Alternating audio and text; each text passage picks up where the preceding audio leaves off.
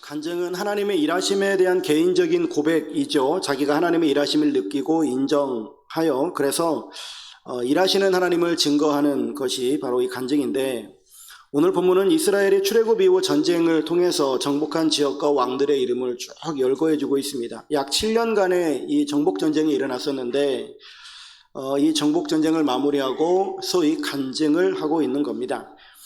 여호수아는 크게 두 부분으로 나눌 수 있는데요. 1장부터 12장까지 오늘 읽은 이 본문까지가 이제 가나안 정복 전쟁에 관한 말씀이고요. 13장부터 24장까지가 이제 그들이 땅을 정복한 것들을 이제 분배하는 그런 내용들로 채워져 있습니다. 12장에는 이스라엘에 정복했던 왕들의 이름들이 쭉 나오고 있는데, 여호수아가 정복한 그 땅뿐만이 아니라 여호수아 이전 세대였던 모세가 정복했던 땅까지도 다 기록하고 있습니다. 1절부터 6절까지가 이제 모세가 정복한 지역, 즉 가나안 동편이죠. 그리고 이제 7절부터 24절까지가 이제 가나안 땅에 들어온 이후에 여호수아가 정복한 땅을 쭉 이야기하고 있습니다. 그러면 왜 이렇게 가나안 정복사를 쭉 이렇게 열거하고 있을까 하는 것을 오늘 좀 생각을 해보려고 합니다. 첫 번째는 하나님이 역사를 주관하심을 보여주기 위함이다라고 하는 겁니다. 오늘 본문 여호수아 12장의 말씀을 보면 이스라엘에 의해서 패망한 나라들과 왕들의 이름이 쭉 열거되어지고 있잖아요. 그러니까 1절부터 6절까지는 요단 동편인데, 그때 아모리 왕 시온과 바산의 왕 옥이 이스라엘에 패해서 그 땅을 루벤, 갓, 므낫세 반 지파에게 나누어 주었다라고 하는 내용이 적혀 있고, 7절부터 24절까지는 요단강을 건넌 이후에 여호수아와 더불어서 이스라엘 백성들이 가나안 남쪽과 북쪽을 점령한 그 모든 지역들, 31개의 지역과 왕들을 기록하고 있습니다. 이스라엘이 가나안을 정복할 당시에 가나안 문화는 대단히 찬란한 문화였어요. 발달된 문화였단 말이죠. 도로와 성읍들은 잘 정비되어져 있고 뛰어난 건축 기술로 가옥들도 잘 지어져 있었습니다. 배수시설 또한 발달되어 있었고요. 금, 은, 동, 세공 기술이 발달해서 활발한 무역을 했었던 곳입니다. 더욱이 군사력은 아주 최강이라고 일컬어지는 곳이었고요. 그런데 그렇게 견고하고 강하던 성읍들이 이스라엘에 의해서 다 무너졌습니다. 그 강하던 군사들도 소위 오합지졸이던 이스라엘 백성들에게 무너졌단 말이에요. 이스라엘을 왜 오합지졸이라고 제가 표현을 하냐면, 이스라엘 백성들은 애굽에 있으면서 종살이 하던 사람들이에요. 그 종들한테 무슨 전투 기술을 가르쳐 줬겠습니까? 칼 쓰는 법을 가르쳐 줬겠어요? 아니면 어떤 전쟁을 하면서 전략과 전술이라고 하는 그런 내용들을 가르쳐 주기나 했겠습니까? 그런 것들을 한 번도 배워오지 못한 그런 이스라엘임에도 불구하고 이 이스라엘 군대에 의해서 이 가나안 문화가 다 무너졌다라고 하는 거예요. 그 견고하고 강하던 성들도 다 무너졌단 말입니다. 그래서 이런 상황들을 지켜보면서 도대체 아니 그렇게 강하던 나라가 이렇게 약한 나라, 그 강한 군대가 이렇게 약한 군대에게 무너질 수 있을까? 누가 이런 일들을 예상이라도 했겠고 또 이런 일들이 어떻게 가능할 거라고 생각하겠습니까? 이게 참 역사의 비밀인 것이죠. 전 세계적이고 전 우주적인 모든 역사들을 하나님께서 주관하시다고 하는 이 거시적인 안목으로 우리가 세상을 좀 볼 수 있어야 되겠다라고 하는 것입니다. 여러분, 이 세상이 우연히 자연히 흘러간다라고 생각이 되어지십니까? 저는 절대 그렇게 생각하지 않거든요. 우주와 자연과 인간의 역사를 하나님께서 운행하고 계세요. 때로는 그 운행하는 그 하나님의 섭리 속에 불합리하고 불법적인 요인들이 많이 보여질 때가 있어요. 그런데 그런 불합리하고 나에게 고통이 따르는 그런 일들이 나에게 설령 있어서 하나님 도대체 살아계십니까? 라고 그렇게 항변하는지 모르겠는데, 그런데 그런 세월들을 겪고 나서 지나고 나서 보니까 이 모든 것 때문에 결국은 합력해서 더 큰 선을 이루어 가시는 하나님의 놀라운 역사들을 보게 되더라라고 하는 거예요. 예전에 문재인 대통령이 그렇게 검찰 개혁을 하고 싶어 했어요. 그거는 이제 더 소급해 가면은 노무현 대통령 때부터 올라가요. 근데 그렇게 하고 싶어도 안 됐어요. 그런데 정말 검찰 그런 독재화된 그런 나라처럼 우리나라가 흘러가더니 검찰의 개혁은 이제 그 누구도 거부할 수 없는 그런 명제가 되었어요. 그렇게 하려고 해도 안 되더니 그냥 검찰 스스로 그렇게 만들어버렸다는 거예요. 이게 우리 힘으로 하려고 하면 되겠습니까? 정치인들이 하려고 한다고 됐을까요? 안 됐을 거예요. 반발만 심해졌을 거예요. 나라가 막 더 시끄러워졌을 거라고요. 그런데 결국은 이렇게 되어져 가요. 그러니까 하나님께서 일하시는 것들은 우리는 가히 측량조차 할 수 없는데, 그런데 하나님께서 일해 가시더라라고 하는 겁니다. 가나안의 그 화려한 문화와 강력한 군사도요, 하나님께서 손을 쓰시니까 끝나버려요. 그렇게 이스라엘은 애굽의 노예였고 오합지졸 같은 모습이었지만 하나님께서 붙잡으시니까 가나안을 정복하고 그 땅의 새 주인이 되더라라고 하는 겁니다. 그렇습니다. 하나님의 손에 붙잡혀 쓰임 받으면 이런 기적과도 같은 일이 일어나는 줄로 믿습니다. 오늘날도 동일해요. 그래서 우리 성도들은 하나님의 손에 붙잡혀야 된다라고 하는 겁니다. 하나님과 동역할 줄 알아야 된다라고 하는 거예요. 역사의 주는 하나님이시고 이 역사관이 세워지면 다시 하나님이 이 역사의 주인이십니다. 하나님의 손에 의해서 이 역사가 흘러가고 있습니다. 이 역사관이 세워지면, 그래서 우리가 하나님의 나라의 백성으로 살아가기를 우리가 결단하면 하나님께서는 그 결단한 사람, 그 결단한 가정, 그 결단한 나라를 하나님께서 반드시 쓰시는 줄로 믿습니다. 하나님의 뜻에 따라서 순종하는 그 사람들에게 하나님께서는 놀랍도록 큰 축복으로 함께 하시더라라고 하는 거예요. 이러한 하나님의 역사의 주인공이 되어지는 여러분들의 삶이 될 수 있기를 주의 이름으로 축원합니다. 그리고 두 번째, 왜 이렇게 가나안 정복사를 일목요연하게 적었을까? 역사의 주인이 되시는 하나님을 보여주기 위함일 뿐만 아니라 하나님이 은혜를 베푸셨습니다 라고 하는 것들을 알려주기 위함이다라고 하는 것이죠. 가나안 정복전쟁이 끝난 다음에 여호수아가 이스라엘 백성들에게 했었던 이야기가 무엇일까요? 여러분, 우리가 해냈습니다. 우리는 강합니다. 우리는 대단한 민족입니다. 이런 이야기를 한 것이 아니라 자기네들이 정복한 그 나라를 쭉 기술하면서 하나님께서 이 일을 하셨습니다 라고 하는 것들을 말하고 있는 거예요. 그 앞서서도 이야기했지만 우리가 하나님 편에 섰더니 절대 난공불락이던 여리고성이 무너졌습니다. 우리가 교만해서 하나님 없이 그냥 아이성을 한번 쳐봤더니 우리는 패배를 당하고 말았습니다. 그래서 하나님께서 주시는 그 말씀대로 우리가 다시금 순종했더니 아이성을 점령했습니다.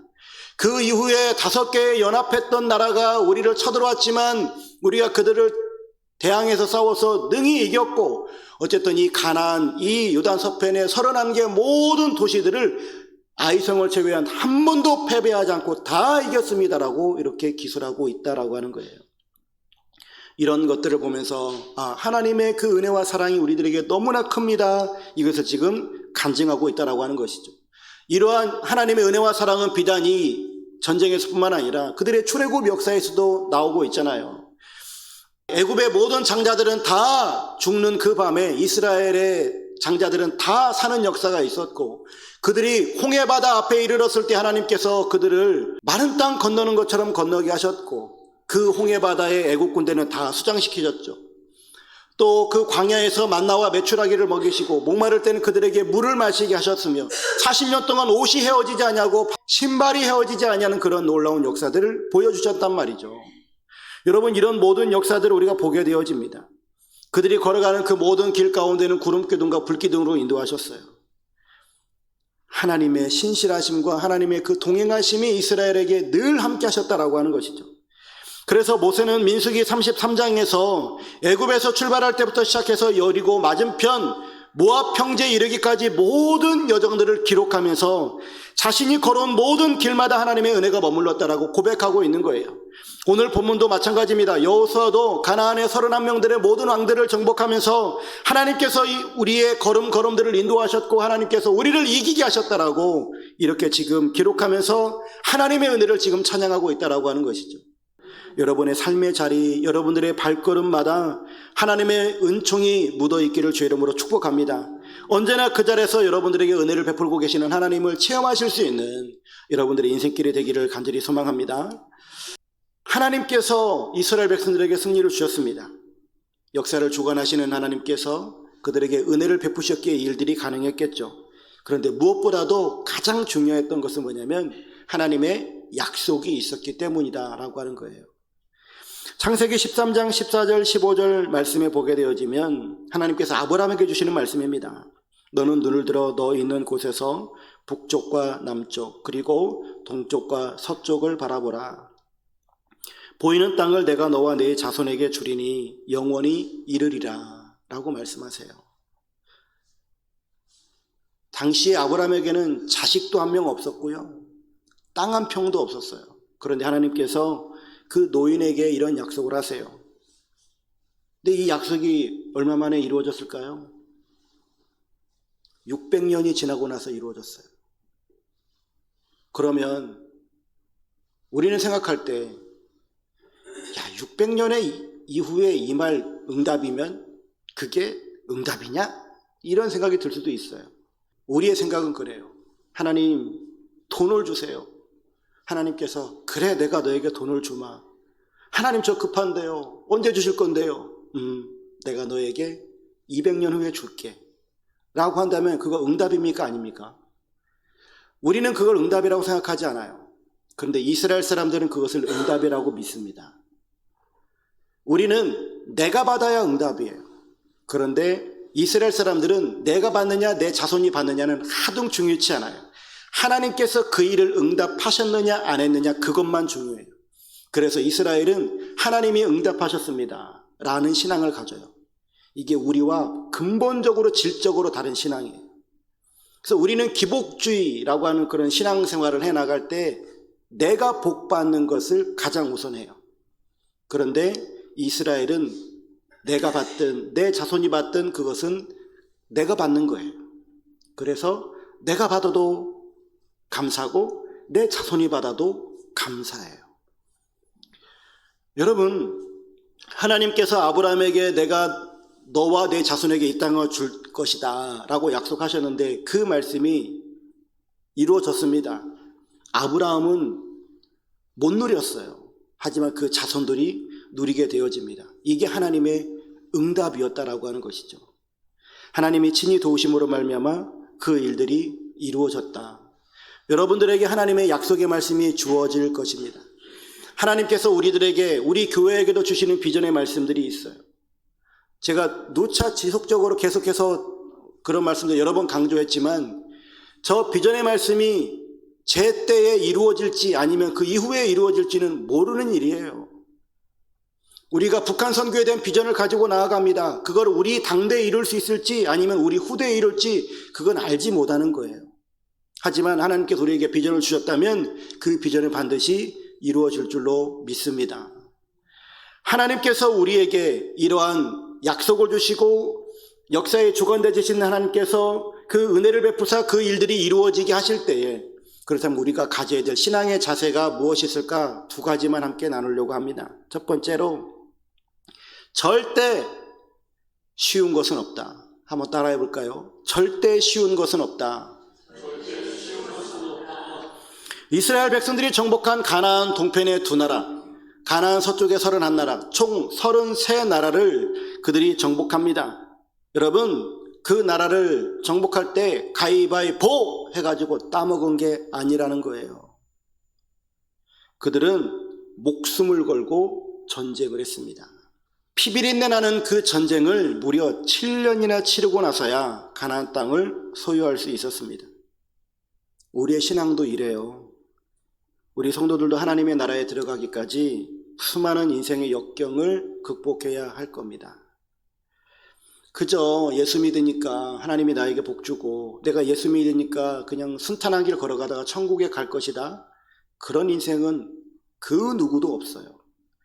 하나님이신 예수님도 이 땅에 오셔서 고난과 박해 속에 사셨는데요. 여러분, 우리의 삶이 결코 평탄한 비단길은 아닐 겁니다. 고통과 두려움과 유혹과 박해를 통과해야 하는 길일 거예요. 하지만 하나님께서 우리와 함께 하심으로 말미암아서 하나님께서는 이 모든 여정들 가운데서도 합력하여 선을 이루어 가시고 우리를 다듬어 가시고 우리를 능력 있게 하셔서 결국에는 우리에게 승리를 안겨주실 줄로 믿습니다. 우리가 걸어가는 그 길이 비록 좁은 문일 수 있고 좁은 길일 수 있습니다. 하지만 주님께서 우리와 동행하심으로 말미암아 결국에는 그 최후의 승리의 문에 도달할 것이고 승리의 영광을 쟁취하게 되어질 줄로 믿습니다. 두 번째, 절대 쉬운 것은 없는데 두 번째, 또 한번 따라해 볼까요? 싸움 없이 얻은 땅도 없다. 네, 7년 동안 정복전쟁을 했다고 말씀드렸잖아요. 가위바위보로 따먹은 땅이 하나도 없어요. 우리가 이 땅을 살아가면서도 우리 그리스도인들이 살아가야 될 삶의 방식이 이러합니다. 절대적으로 그냥 얻어지는 것은 없습니다. 우리가 싸워야 될 싸움은 이스라엘 백성들이 칼날을 휘두르는 그런 전쟁이 아닙니다. 과거 구약시대에 이스라엘이 가나안 땅을 점령할 때는 칼을 들고 나가서 싸웠지만 지금 여러분들이 세상 나가서 칼을 들고 싸우시면 다 감옥에 갑니다. 우리가 들어야 될 그 칼은 무엇일까요? 주님께서 우리들에게 싸우라 하신 그 싸움은 무엇일까요? 성경에 보니 선한 싸움을 싸우라 라고 말씀하세요. 선한 싸움. 이것은 즉 선으로 악을 이기는 삶입니다. 이 선으로 악을 이기는 삶이라고 하는 것은 내가 선한 논리를 가지고 있었으니까 악한 논리를 가지고 있는 저 사람에게 다가가 가지고 내 선한 논리로 저 악한 논리를 개박살 내리라 라고 하면서 그렇게 세상에 나가가지고 예수 믿으십시오. 예수 믿으면 천당, 예수 안 믿으면 지옥 갑니다 라고 그렇게 담대히 선포해야 할까요? 이게 선한 싸움일까요? 여러분, 그건 절대 선한 싸움이 아니고요, 그건 폭력이에요. 기독교인들이 너무 소위 좀 무식하게 세상 사람들을 대하는 경향이 없잖아 있어요. 이거는 폭력이지, 그리고 그 상대를 저주하는 것이지 절대로 축복받으라, 예수 믿고 천국에 가라라고 말하는 게 아니에요. 그들은 절대 그렇게 받아들일 수가 없어요. 역으로 생각해서요, 내가 부처가 돼야 된다라고 하는 그런, 이게 진리라고 했을 때 절에서 스님들이 내려와가지고 수양하십시오, 그렇지 않으면 여러분들 지옥에 갑니다, 이 억겁의 세월 동안 지옥 고통을 당할 겁니다, 부처가 돼야 됩니다, 수양해야 됩니다, 그렇지 않으면 극락광생할 수 없습니다, 예수 믿으면 지옥 갑니다 라고 하면 여러분들은 그 말씀이 그들이 전해준 그 진리가 진리로 받아들여지겠습니까? 설령 그게 진리라 할지라도 받아들이겠어요? 내가 믿고 있는 이 신앙이 이게 진리라고 내가 믿고 있는데 받아들일 수 없는 거예요. 그리고 그렇게 말하는 사람, 설령 그 사람이 진리를 말했다 할지라도 나는 그 사람이 뭐 저런 못돼 먹은 사람이 있나, 저걸 말이라고 하나 라고 할 거잖아요. 똑같아요. 우리 그리스도인들이 믿는 이 진리가 참 진리예요. 예수 믿으면 천국 가는 거 이게 참 진리인데, 그런데 우리가 그렇다고 해서 예수천당 불신지옥이라고 세상에 가다 선포하면 세상 사람들은 기독교인들을 폭력적이라고 이야기한다고요. 우리가 싸워야 되는 선한 싸움은 절대 그런 선한 싸움이 아닙니다. 예수님이 직접 몸으로 보여주셨잖아요. 예수님이 참 신이시고 참 인간이신데 예수님이 전한 복음을 믿어야, 또 예수님을 믿어야 그들이 구원함을 받는데, 그들이 예수님을 십자가에 못 박으려 할 때 예수님께서는 이게 감히 어디서 이렇게 하셨습니까? 그냥 십자가에 죽으셨다고요. 십자가에 죽으시고 부활하심으로써 그들에게 생명을 주신 거예요. 생명을 전하신 거라고요. 우리가 싸워야 될 선한 싸움이라고 하는 것은 그겁니다. 예수님의 십자가로 그들을 살리셨듯이 내가 죽음으로 그들을 살리는 것, 이것이 선한 싸움이에요. 내가 하나님의 사랑을 그들에게 보여주는 것, 하나님의 사랑이 그렇게 말로써 그들을 정죄하는 것이 아니라 내 안에 있는 이 하나님의 진리와 하나님의 사랑, 이 선한 삶이 당신이 말하고 있고 당신이 살아가는 그 삶보다 훨씬 더 좋다라고 하는 것을 몸소 보여주어야, 그래야 그들이 진리가 저 안에 있나? 라고 할 것 아니겠습니까? 그래서 그리스도인들은 세상을 살아가면서 그의 삶 가운데 정말 그리스도의 향기가 나야 돼요. 예수님의 향기가 나야 된다고요. 그 사람이 내 주변에 오면 기분이 좋아야 돼요. 믿는 사람들이 우리 공동체에 들어오면 기분이 좋아져야 돼요. 근데 믿는 사람이 들어왔는데 그 사람 때문에 피곤해져. 그러면 그 사람은 그리스도 향기를 바라는 게 아니죠. 서울에 제가 있을 때에도 종종 보는 그런 정말 꼴불견인 그런 게 있었는데, 이런 것들이 저는 직접 봤으니까 그래요. 그런 예화도 있어요. 그 지하철을 타고 가잖아요. 지하철을 타고 가면 그 사람들이 많은데 어떤 한 사람이 딱 일어나잖아요. 저는 직접 봤어요. 그분이 어떤 아주머니신데 어떤 행동을 했냐면 자기가 가방을 이렇게 딱 메고 있었어요. 이렇게 들고 있었던가? 하여튼 그랬어요. 근데 자리가 이렇게 들고 있다가 자리가 하나 비었어요. 그분이 그 자리에다가 가방을 확 던졌어요. 가방을 던지니까 사람 맞고 이렇게 갔을 거 아니겠습니까? 갔어요. 그러나서 이렇게 막 가가지고 거기 딱 앉으면서 아이고 주여 감사합니다. 제 그 모습 그걸 봤어요. 그걸 보고 가가지고 진짜 때려주고 싶었어요. 당신 때문에 예수 믿을 사람이 못 믿어. 당신 때문에 차라리 아무 말도 하지 말지. 제가 그거 보는 순간에 너무 얼굴이 화끈거려가지고 정말 돌아버리는 줄 알았어요. 여러분 절대 그러지 마십시오. 때로는 이런 참사가 일어나는 경우도 있습니다. 무한 참사가 있을 수도 있고 자동차 사고가 있을 수도 있어요. 그런데 그런 것에 대해서 하나님 내 안전을 지켜주셔서 감사합니다. 내가 병에 걸리지 않게 해주셔서 감사합니다. 그들이 듣는 자리에서 그런 이야기를 하면요, 그 또한 그것만큼 큰 폭력이 없어요. 어떤 한 방송인도 글에다가 그거를 썼다가 사과하는 일도 발생했는데, 여러분 내가 지금 하나님의 은혜를 받고 있다라고 하는 것은 내가 혼자만 느끼는 거예요. 그것이 다른 사람들에게 어떠한 영향을 미칠까도 우리는 또 생각을 해보아야만 합니다. 특별히 여러분들이 이런 선한 싸움을 싸워야 할 장소들이 있을 겁니다. 가장 먼저 여러분들이 선한 싸움을 싸워야 하는 곳은 가정일 거예요. 믿는 가정일 수도 있고 안 믿는 가정일 수도 있는데요, 똑같아요. 믿는 가정이라 할지라도 내 아내와 내 남편, 내 자녀, 내 부모님들에게 내가 예수님의 사랑으로 그들을 대하고 있는가, 아니면 내가 가지고 있는 권력을 가지고 말로써 그들을 억압하고 있는가. 내가 다니고 있는 직장과 내 주변에 있는 이웃들도 있을 겁니다. 그들에게 내가 지금 어떻게 대하고 있는가. 내가 죽음으로 그들을 살리는 그런 일들을 하고 있는가, 아니면 내가 살기 위해서 그들을 짓밟고 있는가. 여러분 우리는 이거 심각하게 고민해야 됩니다. 선한 싸움을 싸우시길 주 이름으로 축원합니다. 절대 쉬운 것은 없어요. 예수 믿으면 그냥 다 잘 되는 일 절대 일어나지 않습니다. 특별히 우리가 정말 주의해야 될 것이 우리의 말이에요. 우리의 말을 조금만 잘못하면, 저도 말에 실수가 참 많은 사람인데 말을 잘못해서 깨어지는 관계가 얼마나 많습니까? 우리의 입술이 예수님의 다스림을 받음으로 선한 영향력을 끼칠 수 있는 여러분들의 삶이 될 수 있기를 주 이름으로 축원합니다. 네, 오늘 말씀을 다시 한번 좀 잠깐 요약을 해보면, 가나안 정복사를 일목요연하게 기록하고 있는 이유는 하나님이 역사를 주관하시기 때문이고 그들에게 은혜를 베푸셨기 때문입니다. 우리가 이런 하나님의 역사들을 바라보면서 절대 쉬운 것은 없고요, 싸움 없이 얻은 땅도 없다라고 하는 것을 알게 되어지죠. 우리가 싸워야 될 그 싸움은 선한 싸움, 선으로 악을 이기는 싸움인 것을 기억하면서 여러분들의 그 선한 싸움을 통해서 여러분들의 삶의 지경이 넓혀져 갈 수 있도록 기도하시고 늘 승리하실 수 있기를 주 이름으로 축원합니다.